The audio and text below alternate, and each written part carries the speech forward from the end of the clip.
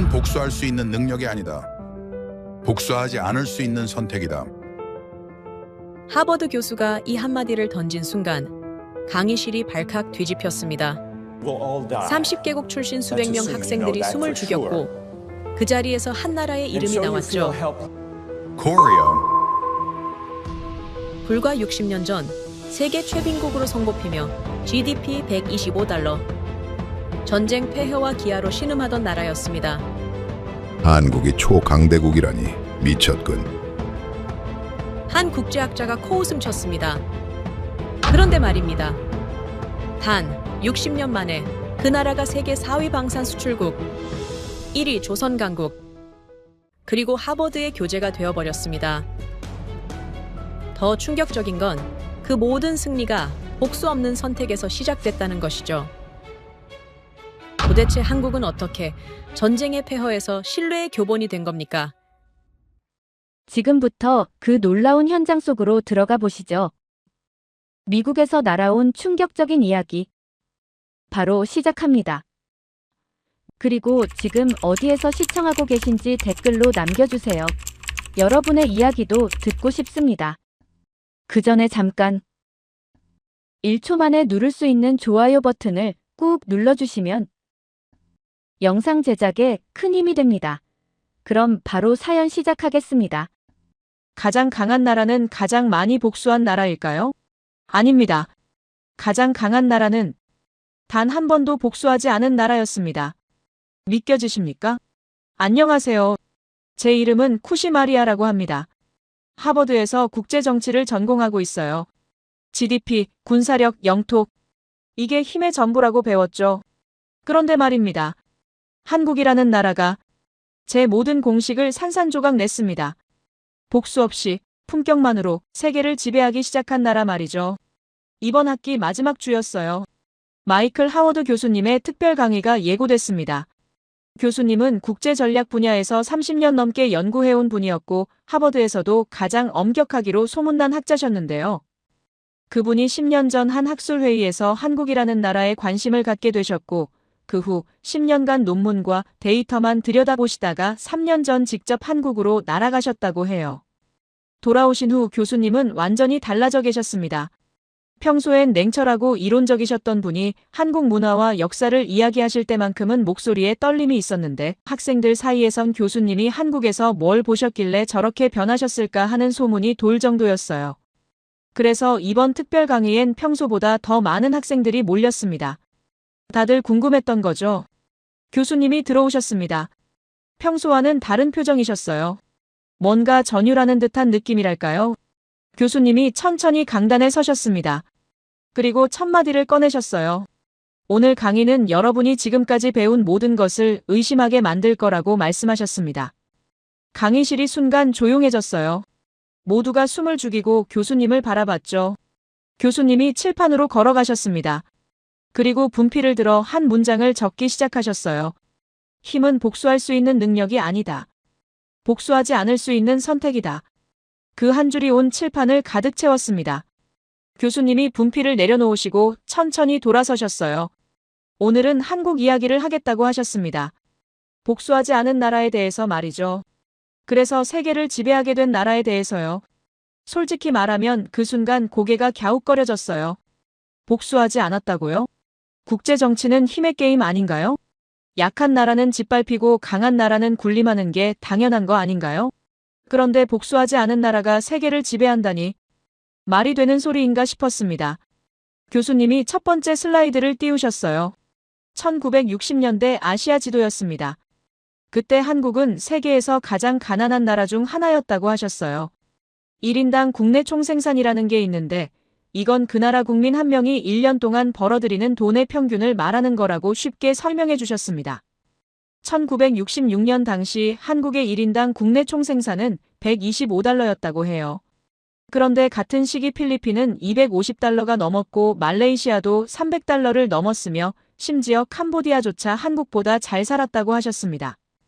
전쟁이 끝난 지 10년도 안 된 시점이었고 나라 전체가 폐허였으며 국제사회에서 한국은 존재감조차 없는 나라였다고 설명하셨어요. 교수님이 다음 슬라이드를 넘기셨습니다. 1966년 필리핀 마닐라에서 있었던 일이라고 하셨어요. 당시 한국 대통령이 필리핀 방문을 요청했는데 필리핀 정부가 거절했다는 기록이 나왔습니다. 공식적인 이유는 일정상 어려움이었지만 실제로는 한국 같은 가난한 나라와 회담할 시간을 낭비할 가치가 없다고 판단했던 거라고 하셨어요. 그해 같은 도시에서 아시아 정상회의가 열렸는데 한국 대표단은 회의장에서 가장 먼 숙소에 배정됐고 발언 순서는 제일 마지막이었으며 주요 회의에서 한국의 발언권은 사실상 없었다고 합니다. 인도네시아도 마찬가지였다고 하셨어요. 1955년 반둥회의라는 게 있었는데 이건 아시아와 아프리카의 29개 나라가 모인 역사적인 회의였다고 설명하셨습니다. 그런데 한국은 초대조차 받지 못했다고 해요. 인도네시아가 주최국이었고 한국을 배제한 장본인이었다고 하셨습니다. 말레이시아는 어땠냐면요. 당시 영국 연방의 일원이라는 자부심으로 한국 같은 나라와는 어울릴 필요가 없다고 생각했다고 합니다. 교수님이 잠시 말을 멈추셨어요. 그리고 천천히 강의실을 둘러보셨습니다. 이 나라들이 지금 어떻게 됐는지 아느냐고 물으셨어요. 다음 슬라이드가 띄워졌습니다. 2019년 한국이 필리핀에 군함 2척을 무상으로 기증했다는 기사였습니다.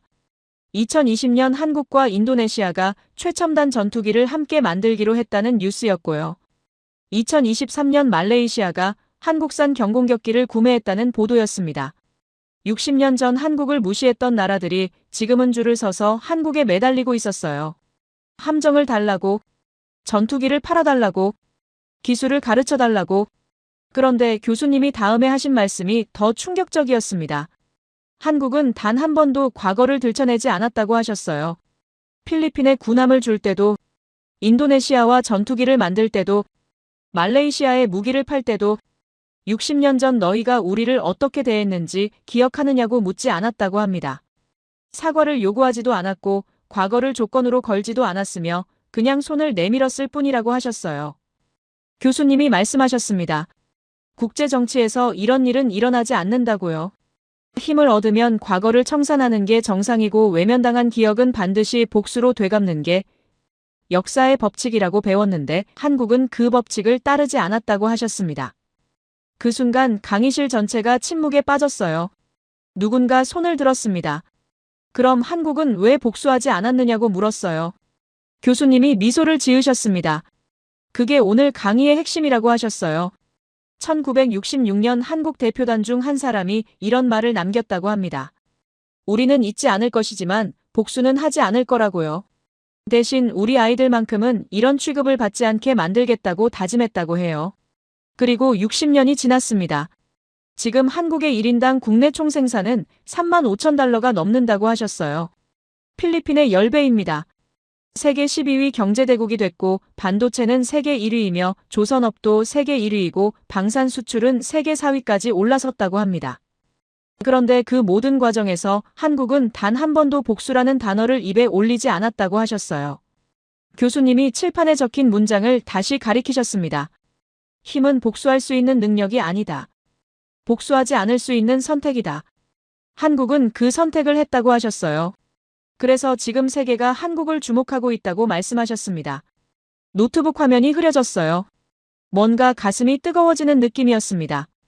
복수하지 않은 나라가 세계를 지배한다. 그게 정말 가능한 일일까요? 교수님이 말씀하셨습니다. 다음 시간엔 그 비밀을 더 깊이 파헤쳐 보겠다고 하셨어요. 왜 한국은 복수하지 않았는지, 그리고 그게 어떻게 가장 강력한 무기가 됐는지 말이죠. 교수님이 새로운 슬라이드를 띄우셨습니다. 400년 전 이야기를 하시겠다고 하셨어요.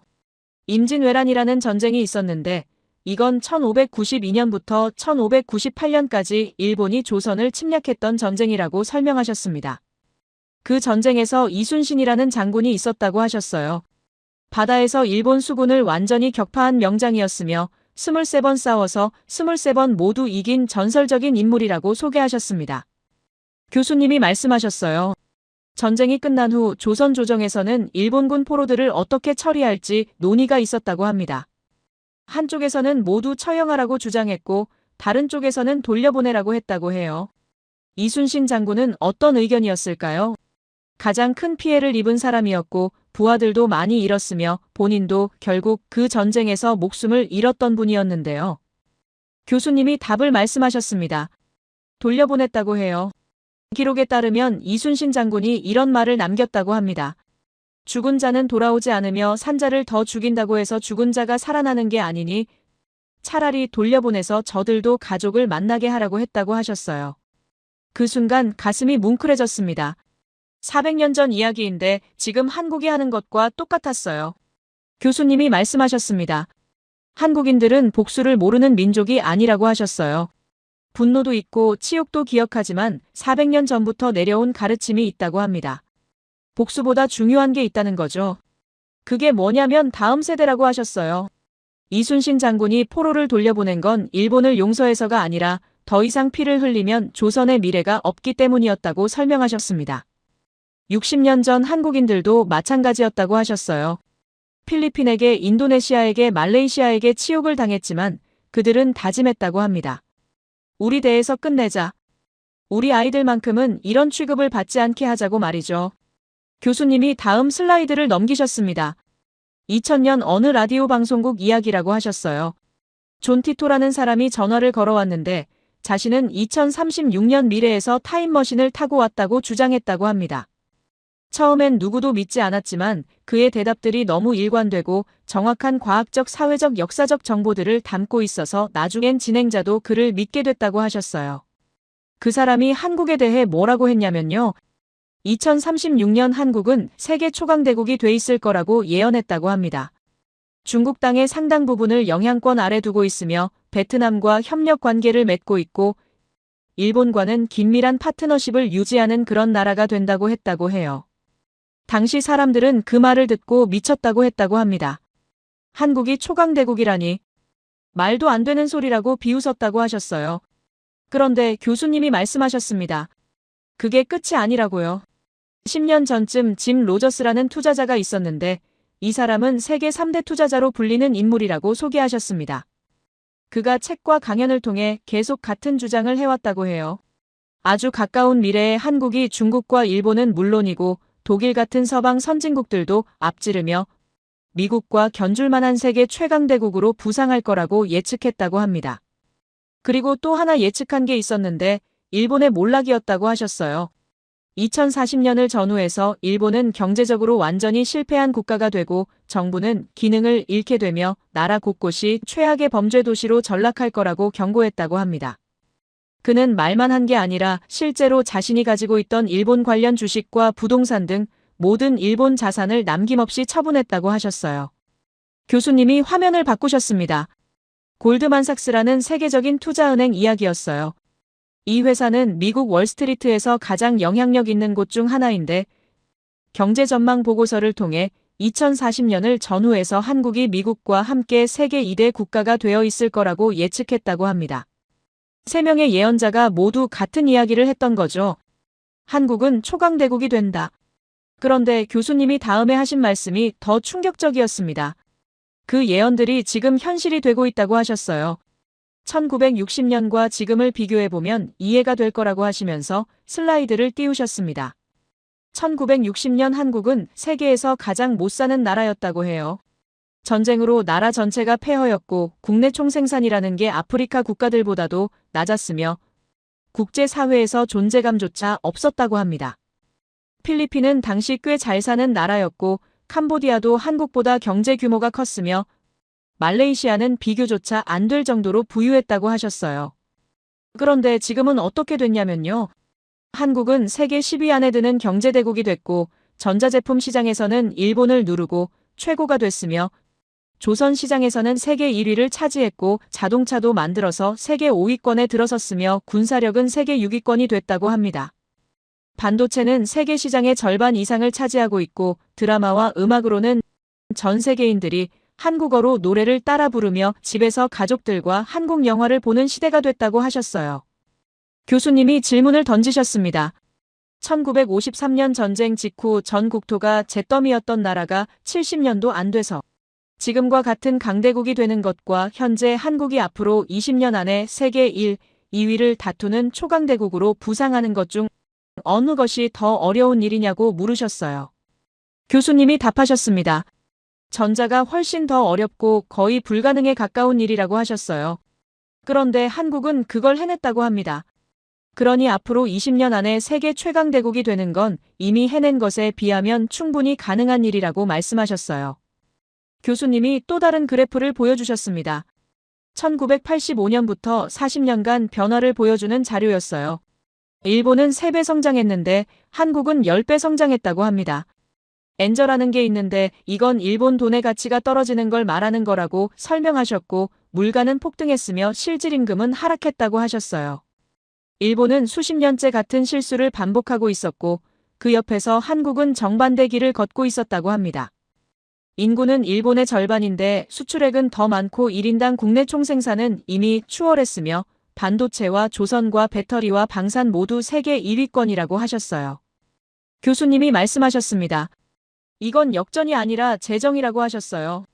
한국은 힘의 정의 자체를 바꿔버렸다고 말이죠. 강의실이 숨소리조차 들리지 않을 만큼 조용해졌습니다. 교수님이 칠판에 적힌 문장을 다시 가리키셨어요. 힘은 복수할 수 있는 능력이 아니다. 복수하지 않을 수 있는 선택이다. 그리고 말씀하셨습니다. 한국은 400년 전부터 그 선택을 해왔고 60년 전에도 같은 선택을 했으며 지금도 그 길을 걷고 있다고 하셨어요. 그래서 예언자들이 본 미래가 지금 현실이 되고 있다고 말씀하셨습니다. 복수 대신 성장을 택한 나라. 과거 대신 미래를 선택한 나라. 그게 초강대국이 되는 길이었다고 하셨어요. 노트 위에 펜을 놓았습니다. 손이 떨리고 있었어요. 예언이 아니었습니다. 필연이었던 거죠. 교수님이 말씀하셨습니다. 다음 시간에는 구체적인 사례들을 살펴보겠다고 하셨어요. 어떻게 한국이 복수하지 않고도 세계를 움직이는 나라가 됐는지 말이죠. 교수님이 새로운 자료를 펼쳐 보이셨습니다. 1966년 외교 문서라고 하셨어요. 당시 한국 대통령이 필리핀 방문을 요청했다는 기록이 있었고 필리핀 정부의 답변이 적혀 있었습니다. 공식적으로는 대통령 일정상 어려움이라고 했지만 실제 내부 문서에는 다른 내용이 있었다고 하셨어요. 한국과의 회담에 시간을 할애할 가치가 없다고 판단했다는 게 진짜 이유였다고 합니다. 교수님이 당시 상황을 설명하셨어요. 1966년 한국의 1인당 국내 총생산은 125달러였는데 필리핀은 250달러가 넘었으며 경제 규모로 보면 필리핀이 한국보다 2배 이상 컸다고 합니다. 그해 같은 해에 마닐라에서 아시아 정상회의가 열렸다고 하셨어요.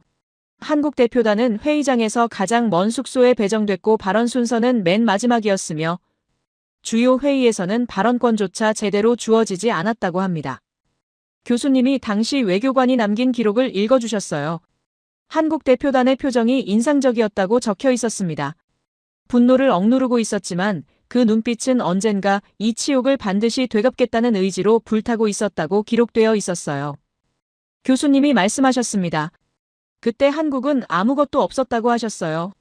전쟁으로 폐허가 된 나라였고 국내 총생산이 아프리카 국가들보다 낮았으며 국제사회에서 존재감조차 없었던 나라였다고 합니다. 필리핀이 한국을 무시한 건 어쩌면 당연한 일이었다고 하셨어요. 그런데 지금은 어떻게 됐냐면요. 교수님이 다음 슬라이드를 띄우셨습니다. 현재 한국의 국내 총생산은 필리핀의 5배가 넘는다고 하셨어요. 세계 12위 경제대국이 됐고 반도체에서는 세계 시장의 60% 이상을 차지하며 자동차를 만들어 세계 5위권에 들어섰고 조선업에서는 세계 1위를 하고 있으며 군사력도 세계 6위권이 됐다고 합니다. 그리고 지금 한국은 그 힘으로 무엇을 하고 있냐고 물으셨어요. 복수하고 있냐고요? 아니라고 하셨습니다. 교수님이 새로운 사진을 보여주셨어요. 2019년 한국이 필리핀의 포항급 초계함 2척을 무상으로 기증했다는 기사였습니다.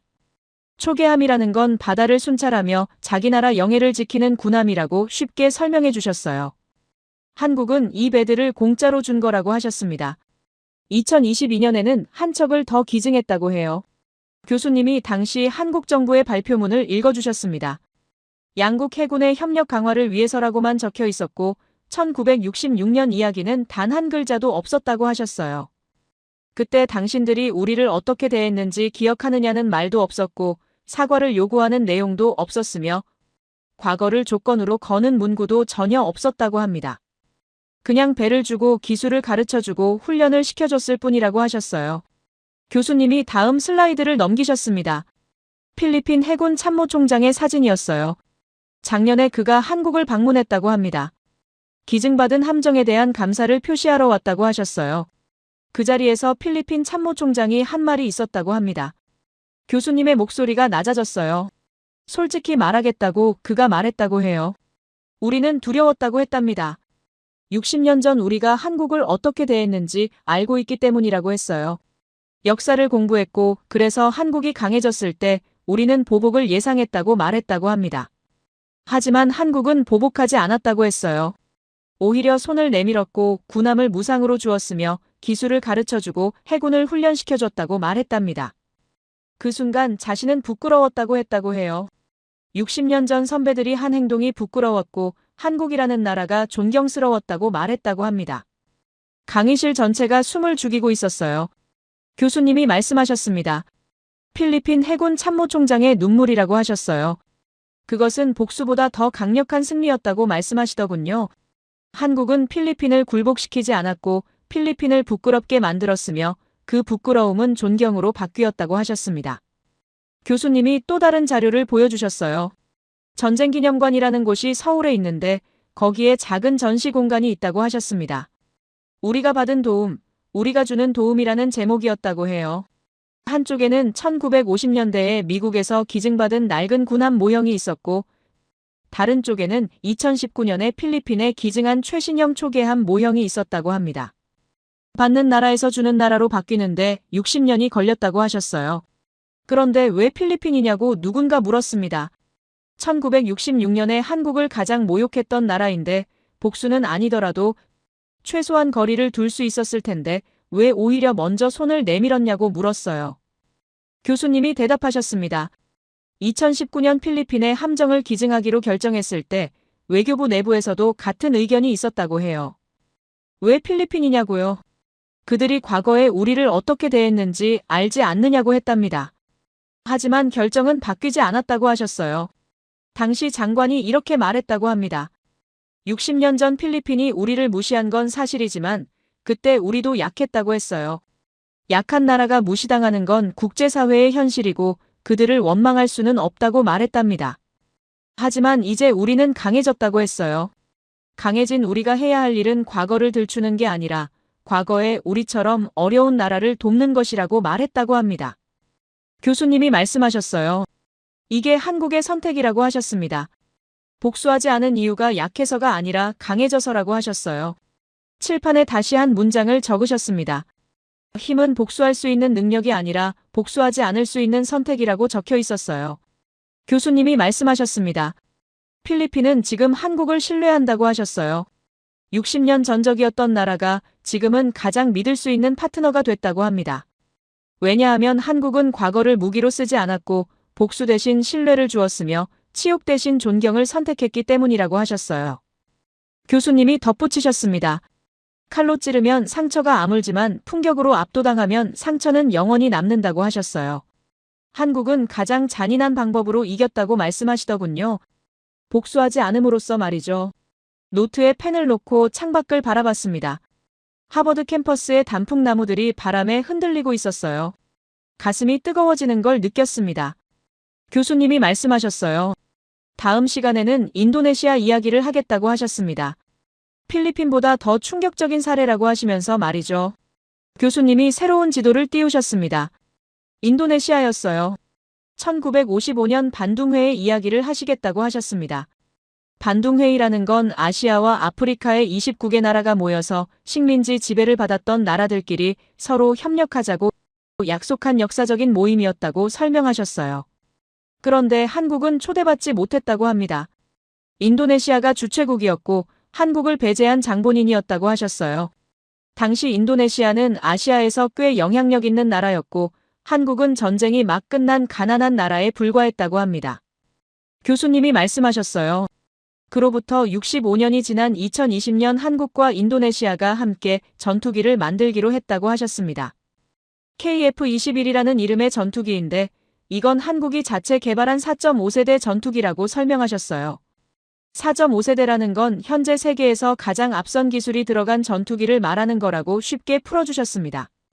전체 개발비는 약 8조 원이고 인도네시아가 20%를 분담하기로 했다고 해요.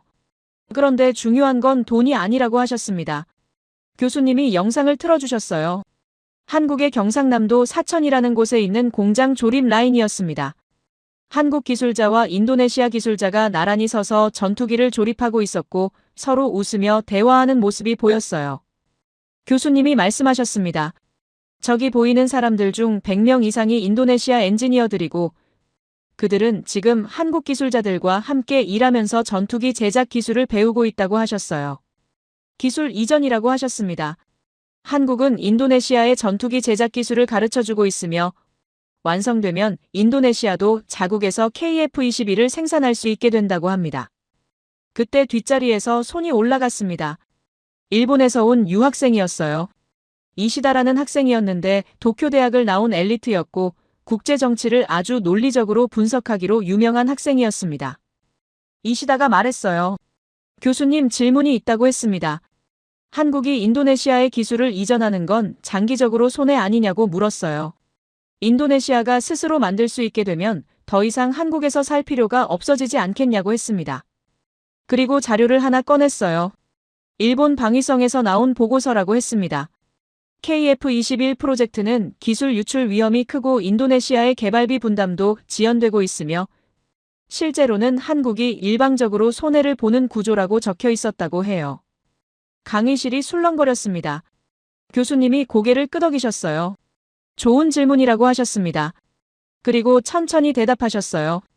일본 방위성 보고서 내용이 맞는 부분도 있다고 하셨습니다.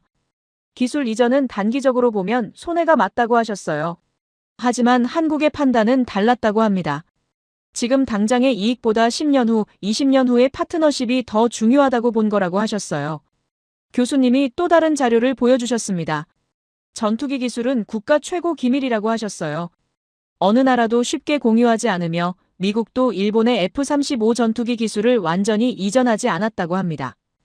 그런데 한국은 인도네시아의 KF-21 기술을 공유하고 있다고 하셨어요. 이시다가 다시 손을 들었습니다. 그럼 한국이 손해를 감수하면서까지 왜 그런 선택을 했냐고 물었어요. 교수님이 대답하셨습니다. 1955년 반둥회의 이야기로 돌아가자고 하셨어요. 당시 인도네시아는 한국을 배제했고 한국은 치욕을 당했다고 합니다. 그런데 지금 한국은 그 과거를 단 한 번도 꺼내지 않았다고 하셨어요. 협상 과정에서 한국 측은 반둥회의를 언급하지 않았고 사과를 요구하지도 않았으며 과거를 조건으로 걸지도 않았다고 합니다. 그냥 함께 전투기를 만들자고 제안했을 뿐이라고 하셨어요. 교수님이 말씀하셨습니다. 과거를 들춰서 얻는 건 잠깐의 통쾌한 뿐이지만 과거를 덮고 미래를 제안하면 평생의 파트너를 얻는다고 하셨어요. 한국은 이미 충분히 강하다고 합니다.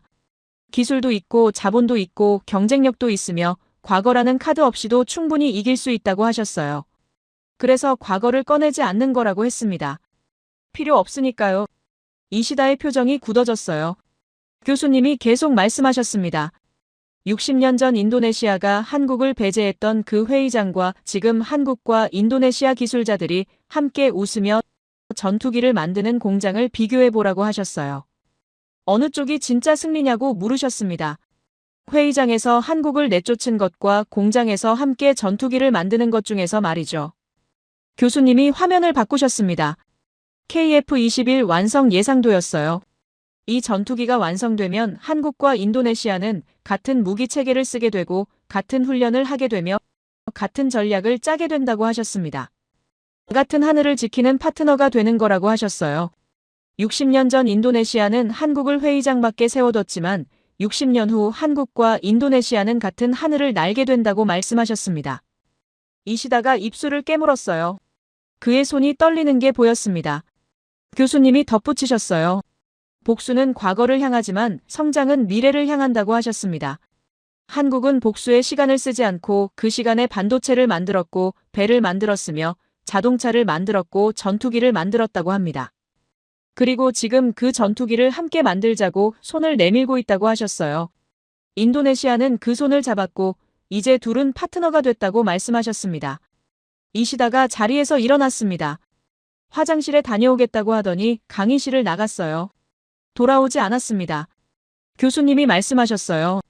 일본은 지금도 한국이 언젠가 복수할 거라고 믿고 있다고 하셨습니다. 30년 넘게 그렇게 믿어왔고 그래서 두려워하고 있다고 해요. 하지만 한국은 복수하지 않는다고 하셨습니다. 복수할 필요가 없으니까요. 이미 이기고 있으니까요. 교수님이 마지막으로 말씀하셨습니다. 다음 시간에는 말레이시아 이야기를 하겠다고 하셨어요. 한국이 어떻게 눈높이 외교로 세계를 움직이는지 보여주겠다고 하시면서 말이죠. 짧은 휴식 시간이었습니다. 창밖을 바라봤어요. 이시다는 보이지 않았습니다. 휴식 시간이 끝나고 다시 강의가 시작됐습니다. 교수님이 새로운 주제를 꺼내셨어요. 말레이시아 이야기라고 하셨습니다. 1960년대 말레이시아는 영국 연방의 일원이라는 자부심이 대단했던 나라였고 한국 같은 가난한 나라와는 어울릴 필요가 없다고 생각했던 곳이라고 하셨어요.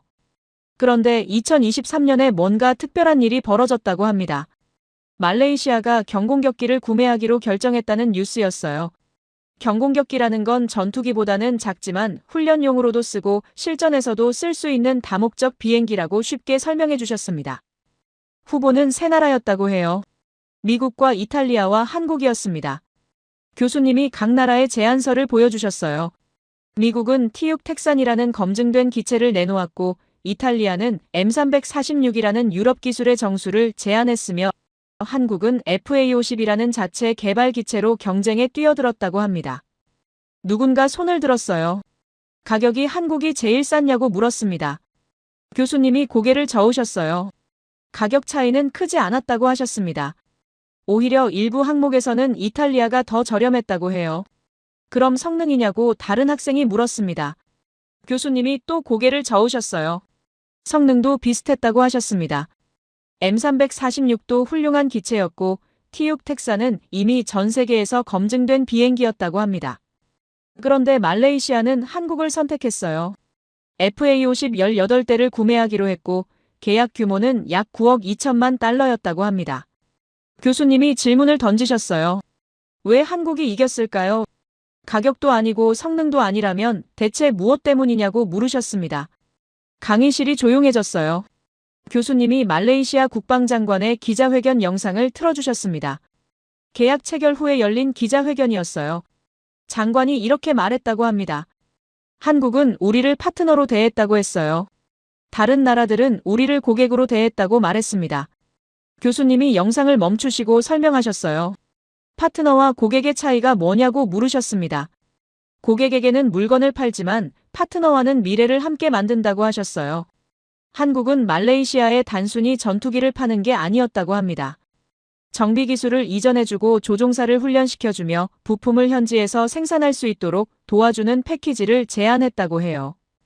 다른 나라들도 그런 제안을 할 수 있지 않았냐고 누군가 물었습니다. 교수님이 대답하셨어요. 할 수 있지만 안 한다고 하셨습니다. 왜냐하면 기술 이전은 장기적으로 손해니까요.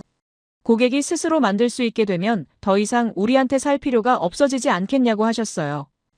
그런데 한국은 달랐다고 합니다.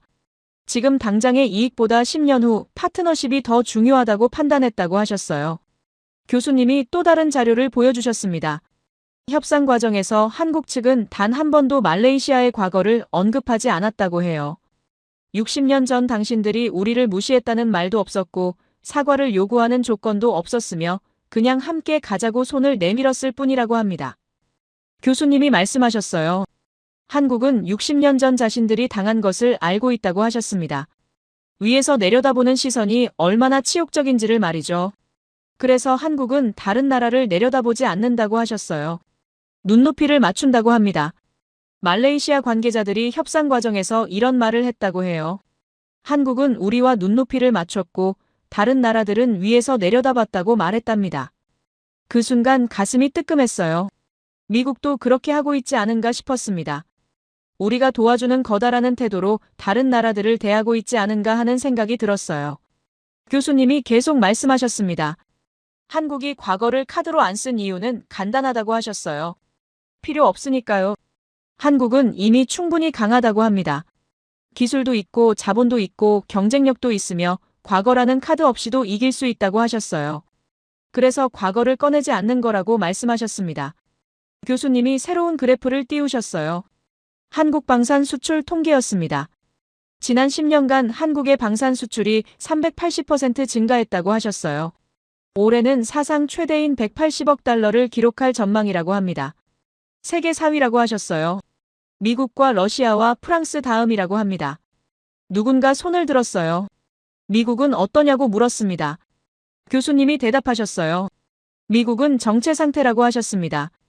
우리는 무기를 팔지만 한국은 신뢰를 판다고 하시더군요. 그게 차이라고 말씀하셨어요. 교수님이 설명을 이어가셨습니다. 한국의 방산 수출 전략은 단순히 무기를 파는 게 아니라고 하셨어요. 기술 이전과 공동 개발과 현지 생산을 패키지로 제공한다고 합니다. 폴란드에는 K2 전차를 팔면서 현지 공장 설립을 약속했고, 호주에는 K9 자주포를 수출하면서 유지보수 기술까지 통째로 넘겨줬으며, 노르웨이에는 K9 자주포를 판매하면서 극한 환경 테스트를 함께 진행했다고 해요. 교수님이 말씀하셨습니다. 특히 주목할 점은 동남아시아 시장이라고 하셨어요. 필리핀과 인도네시아와 말레이시아와 태국 이들 국가에 대한 한국의 방산 수출이 급증하고 있다고 합니다. 이 지역은 전통적으로 일본의 영향권이었다고 하셨어요. 하지만 지금 한국에 빼앗기고 있다고 말씀하셨습니다. 젊은 연구원 하나가 질문했어요. 한국이 가격 경쟁력으로 이기는 거냐고 물었습니다. 교수님이 고개를 저으셨어요. 가격만의 문제가 아니라고 하셨습니다. 한국은 단순히 무기를 파는 게 아니라 기술 이전과 공동 개발과 현지 생산 이른바 패키지 D를 제공한다고 설명하셨어요. 일본은 이런 제안을 하지 못한다고 합니다. 왜냐하면 규제도 있지만 경쟁력 자체가 없기 때문이라고 하셨어요. 교수님이 더 심각한 이야기를 꺼내셨습니다. 정치적 측면이라고 하셨어요. 아시아 국가들이 왜 일본 대신 한국을 선택하느냐고 물으셨습니다.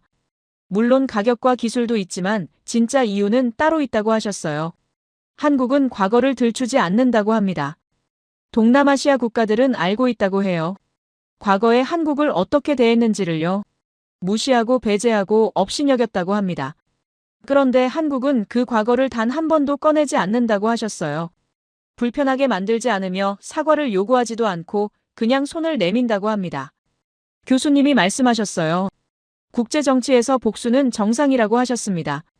힘을 얻으면 과거를 청산하는 게 당연하고 역사가 그것을 증명한다고 해요. 일본을 보면 19세기 서양에게 굴욕을 당한 후 힘을 키워 아시아를 지배했고, 독일도 1차 대전 패배 후 분노를 키워 2차 대전을 일으켰으며 러시아와 중국도 같은 패턴이라고 합니다. 외면당하면 축적하고 힘을 얻으면 역전시키고 그 다음엔 복수한다고 하셨어요. 이게 국제정치의 공식이라고 말씀하셨습니다. 그런데 한국은 이 공식을 따르지 않는다고 하셨어요. 한국은 가장 처참하게 외면당한 나라였고 전쟁으로 폐허가 됐으며 아시아에서도 무시당했다고 합니다. 복수할 자격이 가장 충분한 나라라고 하셨어요. 그런데 복수하지 않는다고 합니다. 교수님이 질문을 던지셨어요. 왜일까요? 강의실이 조용해졌습니다. 교수님이 대답하셨어요. 한국인들은 특별한 정신을 가지고 있다고 하셨습니다. 나라가 망하면 안 된다는 정신이라고 해요. 이건 단순한 애국심이 아니라고 하셨습니다. 기술이 무너지면 안 되고 꾸준히 성장해야 한다는 절박함이라고 설명하셨어요. 물론 누구나 가질 수 있는 생각이지만 한국은 다르다고 하셨습니다.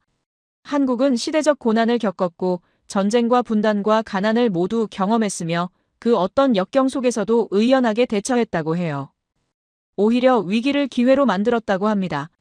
이게 가능했던 건 조상들의 정신 때문이라고 하셨어요. 400년 전 이순신 장군이 적을 돌려보낸 것도 같은 맥락이고 60년 전 한국인들이 복수 대신 성장을 택한 것도 같은 이유라고 합니다. 위기가 오면 더욱 강해지고 힘이 배가 되는 민족이라고 하셨어요. 교수님이 계속 말씀하셨습니다. 이런 나라가 다른 나라를 돕는다고 하셨어요. 우리라는 마음가짐으로 진심을 다한다고 합니다. 필리핀에 함정을 줄 때도, 인도네시아와 전투기를 만들 때도, 말레이시아에 경공격기를 팔 때도 한국은 진심이었다고 하셨어요.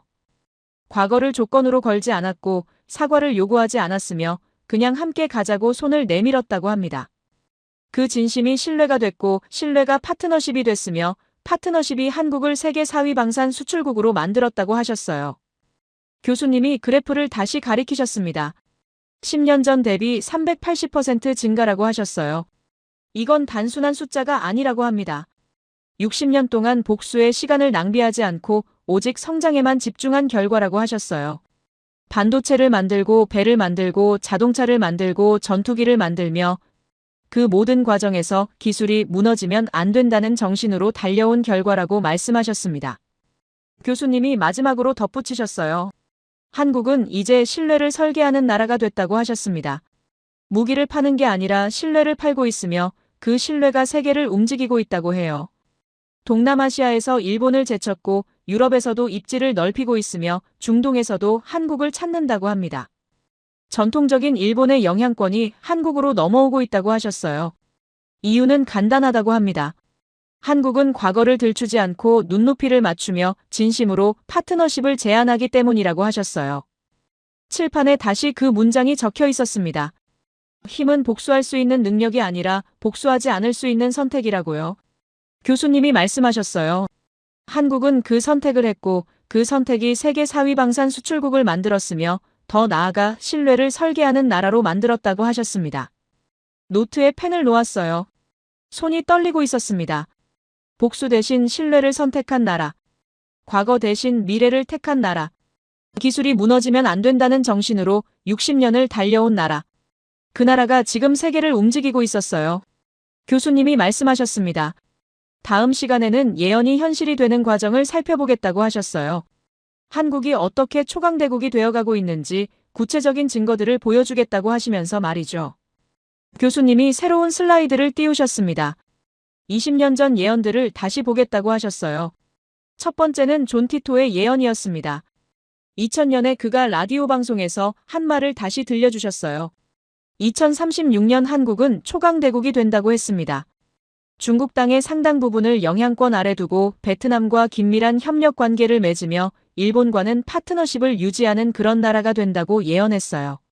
당시 사람들은 그 말을 듣고 미쳤다고 했다고 합니다. 한국이 초강대국이라니 말도 안 되는 소리라고 비웃었다고 해요. 교수님이 두 번째 예언을 보여주셨습니다. 짐 로저스였어요. 10년 전부터 지금까지 계속 같은 주장을 해왔다고 하셨습니다. 2040년을 전후해서 한국은 세계 1, 2위를 다투는 초강대국이 될 거라고 예측했다고 해요. 중국과 일본은 물론이고 독일 같은 서방 선진국들도 앞지를 거라고 말했답니다. 그리고 일본의 몰락도 예언했다고 하셨어요. 2040년쯤 일본은 경제적으로 완전히 실패한 국가가 되고 정부는 기능을 잃게 되며 나라 곳곳이 최악의 범죄 도시로 전락할 거라고 경고했다고 합니다. 교수님이 세 번째 예언을 띄우셨어요.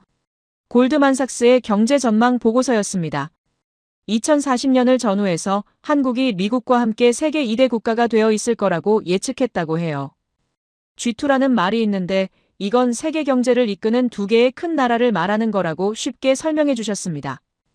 교수님이 말씀하셨어요. 세 명의 예언자가 모두 같은 이야기를 했다고 하셨습니다. 한국은 초강대국이 된다고요. 그리고 지금 그게 현실이 되고 있다고 하셨어요. 교수님이 현재 데이터를 보여주셨습니다. 반도체 시장에서 한국은 세계 1위라고 해요. 삼성과 SK하이닉스라는 회사가 전 세계 메모리 반도체 시장의 70% 이상을 차지하고 있다고 합니다. 반도체라는 건 스마트폰이나 컴퓨터나 자동차에 들어가는 아주 작은 전자부품인데 이게 없으면 현대 문명 자체가 작동하지 않는다고 쉽게 풀어주셨어요. 조선업도 세계 1위라고 하셨습니다. 전 세계에서 만들어지는 배의 절반 이상이 한국에서 만들어진다고 해요. 특히 LNG 운반선이라는 게 있는데 이건 액화천 연가스라는 에너지를 나르는 특수한 배인데 한국이 이 분야에서 세계 시장의 80%를 차지한다고 합니다. 방산 수출은 아까 이야기했듯이 세계 4위라고 하셨어요. 그런데 더 놀라운 건 문화 수출이라고 하셨습니다. K-팝이라고 부르는 한국 음악이 전 세계를 휩쓸고 있고 한국 드라마는 넷플릭스 같은 플랫폼에서 가장 많이 보는 콘텐츠가 됐으며 한국 영화는 아카데미상을 받았다고 해요. 교수님이 말씀하셨습니다. 1960년에 누가 이렇게 예언했다면 미쳤다고 했을 거라고 하셨어요. 60년 후 한국은 반도체 세계 1위가 되고 조선 세계 1위가 되며 방산 세계 4위가 되고 드라마와 음악으로 세계를 사로잡을 것이라고 말이죠. 교수님이 잠시 멈추셨어요. 하지만 그게 현실이 됐다고 하셨습니다. 강의실이 조용해졌어요. 교수님이 말을 이어가셨습니다. 더 놀라운 건 앞으로 20년이라고 하셨어요. 이미 실현 중이라고 합니다. 교수님이 새로운 자료를 보여주셨어요. 아시아의 중심이 바뀌고 있다고 하셨습니다. 전통적으로 아시아의 중심은 중국과 일본이었다고 해요. 경제 규모로는 중국이 압도적이었고 기술력으로는 일본이 선두였으며 문화적 영향력도 이 두 나라가 나눠 가졌다고 합니다. 그런데 지금은 다르다고 하셨어요. 한국이라는 새로운 중심이 생겨나고 있다고 합니다. 교수님이 구체적인 사례를 들어주셨어요. 동남아시아 국가들이 경제 파트너를 선택할 때 예전에는 중국이나 일본을 먼저 떠올렸지만 지금은 한국을 먼저 생각한다고 해요. 왜냐하면 한국은 기술을 공유하고 함께 성장하는 파트너십을 제안하기 때문이라고 합니다. 중국은 자본으로 압도하고 일본은 과거 때문에 신뢰받지 못하지만 한국은 눈높이를 맞추고 진심으로 협력한다고 하셨어요. 교수님이 더 놀라운 데이터를 보여주셨습니다. 유럽 국가들도 아시아 파트너를 선택할 때 한국을 선호한다고 해요. 폴란드는 K2 전차를 대량으로 구매했고 노르웨이는 K9 자주포를 선택했으며 영국은 한국과 차세대 전투기 공동 개발을 추진하고 있다고 합니다. 교수님이 질문을 던지셨어요. 왜 유럽 국가들이 미국이나 프랑스 대신 한국을 선택하느냐고 물으셨습니다. 답은 간단하다고 하셨어요. 한국은 약속을 지킨다고 합니다. 납기를 지키고 품질을 보장하며 기술 지원을 끝까지 한다고 해요. 그리고 정치적 조건을 걸지 않는다고 합니다. 미국은 무기를 팔 때 정치적 동맹을 요구하고 프랑스는 자국 이익을 우선시하지만 한국은 그냥 약속을 지킨다고 하셨어요. 교수님이 말씀하셨습니다. 이게 신뢰라고 하셨어요. 아까 이야기했듯이 한국은 복수의 시간을 낭비하지 않았고 그 시간에 기술을 쌓았으며 약속을 지키는 시스템을 만들었다고 합니다. 60년 동안 한 번도 멈추지 않고 달려왔고 그 결과가 지금 나타나고 있다고 하셨어요. 교수님이 또 다른 그래프를 띄우셨습니다. 한국의 1인당 국내 총생산 변화였어요. 1960년 125달러에서 지금 35,000달러가 넘었다고 합니다. 280배 성장했다고 해요. 같은 기간 일본은 5배 성장했고 중국은 100배 성장했지만 한국은 280배 성장했다고 하셨습니다. 교수님이 말씀하셨어요. 이건 단순한 경제 성장이 아니라고 하셨습니다. 복수 대신 성장을 택한 결과이고 과거 대신 미래를 선택한 결과이며 60년 동안 단 한 번도 멈추지 않고 달려온 결과라고 해요. 그리고 그 성장의 중심에 기술이 무너지면 안 된다는 정신이 있었다고 하셨습니다. 전쟁으로 모든 게 파괴됐을 때도 공장을 다시 세웠고 외환위기로 나라가 흔들렸을 때도 기술자들은 멈추지 않았으며 세계 경제가 어려워질 때마다 한국은 오히려 더 강해졌다고 합니다. 위기가 올 때마다 더 강해지는 나라라고 하셨어요. 교수님이 최근 사례를 들어주셨습니다. 코로나 팬데믹이라는 게 있었는데 이건 전 세계가 바이러스 때문에 멈춰 섰던 시기를 말하는 거라고 설명하셨어요. 그때 많은 나라들이 공장을 닫고 국경을 봉쇄했지만 한국은 달랐다고 합니다. 방역을 철저히 하면서도 공장을 멈추지 않았고 수출을 계속했으며 오히려 위기를 기회로 만들었다고 해요. 그 결과 한국은 팬데믹 기간 동안 경제 성장을 이어갔고 세계에서 가장 신뢰받는 나라가 됐다고 합니다. 교수님이 말씀하셨어요. 이제 한국은 단순한 경제대국이 아니라고 하셨습니다. 신뢰를 설계하는 나라가 됐다고 해요. 약속을 지키는 나라이고 기술을 공유하는 나라이며 파트너를 존중하는 나라라고 합니다. 그래서 아시아의 중심이 바뀌고 있다고 하셨어요. 중국과 일본에서 한국으로 말이죠. 교수님이 칠판에 다시 그 문장을 적으셨습니다. 힘은 복수할 수 있는 능력이 아니라 복수하지 않을 수 있는 선택이라고요. 그리고 덧붙이셨어요. 한국은 그 선택을 했고 그 선택이 예언을 현실로 만들었다고 하셨습니다. 존 티토의 예언도 짐 로저스의 예언도 골드만삭스의 예언도 모두 황당해 보였지만 지금 하나씩 현실이 되고 있다고 해요. 왜냐하면 한국은 60년 동안 복수의 시간을 쓰지 않고 오직 성장에만 집중했기 때문이라고 합니다. 반도체를 만들고 배를 만들고 자동차를 만들고 전투기를 만들며 드라마를 만들고 음악을 만들었다고 해요. 그리고 그 모든 걸 세계와 나누고 있다고 하셨습니다. 노트에 손을 올렸어요. 떨림이 멈추지 않았습니다. 예언이 아니었어요. 필연이었던 거죠. 복수 대신 성장을 택한 나라. 과거 대신 미래를 선택한 나라. 60년 동안 멈추지 않고 달려온 나라. 그 나라가 지금 초강대국이 되고 있었습니다. 교수님이 말씀하셨어요. 마지막 시간에는 이 모든 이야기의 결론을 내리겠다고 하셨습니다. 한국이 세계에 던지는 메시지가 무엇인지 함께 생각해 보겠다고 하시면서 말이죠. 교수님이 마지막 슬라이드를 띄우셨습니다. 강의실 전체가 숨을 죽이고 있었어요. 교수님이 천천히 말씀하셨습니다. 힘의 정의가 바뀌었다고 하셨어요. 오랫동안 세계는 힘을 측정하는 방법이 있었다고 합니다. 국내 총생산이라는 경제 규모와 군사력이라는 무력과 영토라는 공간이 힘의 전부였다고 해요. 이걸 하드웨어라고 부른다고 하셨습니다. 하드웨어라는 건 눈에 보이고 손에 잡히는 물리적인 힘을 말하는 거라고 쉽게 설명해 주셨어요. 미국은 가장 큰 경제와 가장 강한 군대를 가졌고, 러시아는 가장 넓은 땅을 가졌으며 중국은 가장 많은 인구를 가졌다고 합니다. 이게 20세기 힘의 공식이었다고 하셨어요. 그런데 21세기는 다르다고 말씀하셨습니다. 소프트웨어의 시대가 왔다고 해요. 소프트웨어라는 건 눈에 보이지 않지만 세상을 움직이는 힘을 말하는 거라고 설명하셨습니다. 신뢰와 품격과 약속과 파트너십 이런 것들이 새로운 힘이 됐다고 해요. 교수님이 구체적인 사례를 들어주셨습니다.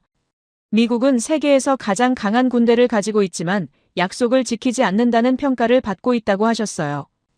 파리기후 협약에 들어갔다가 나왔다가 다시 들어갔고 이란 핵 합의를 맺었다가 파기했으며 무역협정을 체결했다가 일방적으로 관세를 올렸다고 합니다. 하드웨어는 강하지만 소프트웨어가 약하다고 하셨어요. 중국은 세계에서 두 번째로 큰 경제를 가지고 있지만 신뢰받지 못한다고 합니다. 약속보다 자국 이익을 우선시하고 파트너보다 종속을 원하며 협력보다 지배를 추구한다는 평가를 받는다고 해요. 일본은 기술력은 있지만 과거 때문에 아시아에서 신뢰받지 못한다고 하셨습니다. 그런데 한국은 다르다고 말씀하셨어요. 한국은 하드웨어도 강하지만 소프트웨어가 더 강하다고 합니다. 반도체와 조선과 자동차와 방산이라는 하드웨어를 가지고 있지만 그보다 더 강력한 게 신뢰라는 소프트웨어라고 하셨어요. 교수님이 말씀하셨습니다. 한국은 표준 설계자가 됐다고 하셨어요. 표준 설계자라는 건 세계가 따라야 할 기준을 만드는 나라를 말하는 거라고 설명하셨습니다.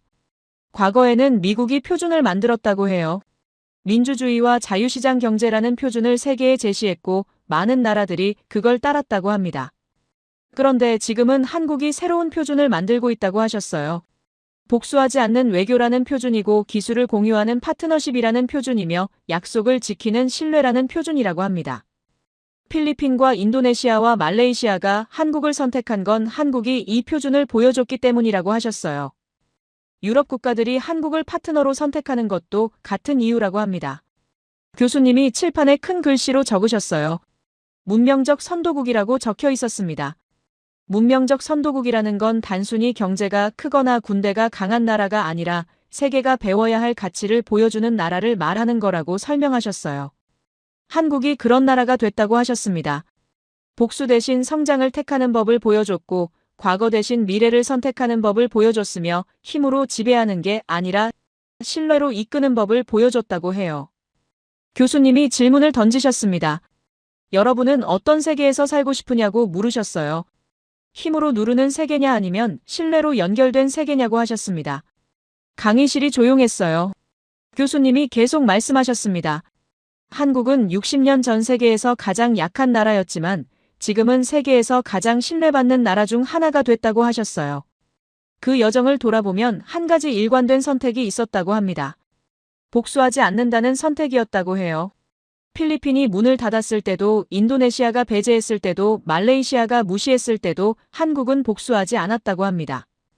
대신 성장했고 기술을 쌓았으며 신뢰를 만들었다고 해요. 그리고 지금 그 나라들이 한국에 손을 내밀고 있다고 하셨습니다. 교수님이 마지막 문장을 칠판에 적으셨어요. 진짜 초강대국은 전쟁에서 이기는 나라가 아니라 신뢰를 설계하는 나라라고 적혀 있었습니다. 펜을 들었어요. 노트에 적기 시작했습니다. 힘은 복수할 수 있는 능력이 아니라 복수하지 않을 수 있는 선택이라고 적었어요. 그 아래 제 생각을 적었습니다. 한국은 세계의 새로운 교본이고 제가 배운 국제정치는 틀렸으며 품격이 힘을 이긴다고 적었습니다. 교수님이 강단에서 내려오셨어요. 학생들 사이를 천천히 걸으시면서 말씀하셨습니다. 여러분 중에는 미국 학생도 있고 유럽에서 온 학생도 있으며 아시아와 아프리카와 남미에서 온 학생들도 있다고 하셨어요. 각자 조국으로 돌아가면 이 이야기를 기억해달라고 하셨습니다. 교수님이 미국 학생들을 보시며 말씀하셨어요. 미국에게 바라는 게 있다고 하셨습니다. 힘만이 답이 아니라는 걸 다시 기억했으면 좋겠다고 하셨어요. 미국은 세계에서 가장 강한 나라지만 가장 신뢰받는 나라는 아니라고 합니다. 약속을 지키는 것이야말로 진짜 강함이고 파트너를 존중하는 것이 진정한 리더십이라는 걸 한국에서 배웠으면 좋겠다고 하셨어요. 관세를 올리는 것보다 신뢰를 쌓는 게 더 강력하고 군대를 보내는 것보다 약속을 지키는 게 더 효과적이라는 걸 깨달았으면 한다고 말씀하셨습니다. 교수님이 한국 이야기를 다시 꺼내셨어요. 한국에게도 바라는 게 있다고 하셨습니다. 지금까지 걸어온 길을 계속 걸어달라고 하셨어요. 복수에 시간을 쓰지 말고 성장에 집중하며 과거를 들추지 말고 미래를 만들고 힘으로 지배하지 말고 신뢰로 이끌어달라고 하셨습니다. 그게 한국이 세계에 보여준 길이고 많은 나라들이 배우고 싶어하는 길이라고 말씀하셨어요. 교수님이 창밖을 바라보셨습니다. 하버드 캠퍼스의 단풍나무들이 바람에 흔들리고 있었어요. 세계는 지금 변화의 시기에 있다고 하셨습니다. 기후위기가 있고 경제 불안이 있으며 전쟁의 위협이 있다고 해요. 이런 시기에 필요한 건 더 큰 힘이 아니라 더 깊은 신뢰라고 하셨습니다. 더 많은 무기가 아니라 더 많은 파트너십이고 더 강한 지배가 아니라 더 넓은 협력이라고 말씀하셨어요. 한국이 그 길을 보여줬다고 하셨습니다. 60년 전 폐허에서 시작해서 지금 세계가 배우는 나라가 됐고 복수 대신 성장을 택해서 초강대국이 되어가고 있으며 과거를 무기로 쓰지 않아서 가장 신뢰받는 파트너가 됐다고 해요. 교수님이 다시 강단으로 돌아오셨습니다. 마지막으로 하고 싶은 말이 있다고 하셨어요. 국제 정치를 공부하는 학생들에게 하는 말씀이라고 합니다. 교과서에 나온 공식만 믿지 말라고 하셨어요. 국내 총생산과 군사력과 영토가 힘의 전부라는 생각을 버리고 신뢰와 품격과 약속이야말로 진짜 힘이라는 걸 기억하며 복수가 정상이라는 법칙을 의심하고 성장이야말로 최고의 복수라는 걸 배웠으면 한다고 말씀하셨습니다. 한국이 그걸 증명했다고 하셨어요. 60년이라는 시간 동안 단 한 번도 복수하지 않고 오직 성장에만 집중했으며 그 결과 예언이 현실이 됐고 세계가 배우는 나라가 됐다고 합니다. 강의가 끝났습니다. 박수가 터져나왔어요. 노트를 덮었습니다. 오늘 배운 건 국제정치 이론이 아니었어요. 인생을 사는 방법이었습니다. 복수보다는 축적을 선택하고 분노보다는 다짐을 택하며 과거보다는 미래를 향해 나아가는 그런 삶 말이죠. 강의실을 나왔습니다. 가을 햇살이 따뜻했어요. 캠퍼스를 걷는데 한 가지 생각이 계속 맴돌았습니다. 한국은 복수할 수 있었지만 하지 않았고 과거를 무기로 쓸 수 있었지만 쓰지 않았으며 힘으로 지배할 수 있었지만 파트너를 선택했다는 거요. 그게 진짜 강함이었습니다. 미국에게 바랍니다. 힘보다 신뢰를 선택하고 지배보다 파트너십을 택하며 관세보다 약속을 지키는 나라가 되길 바랍니다. 한국에게 바랍니다.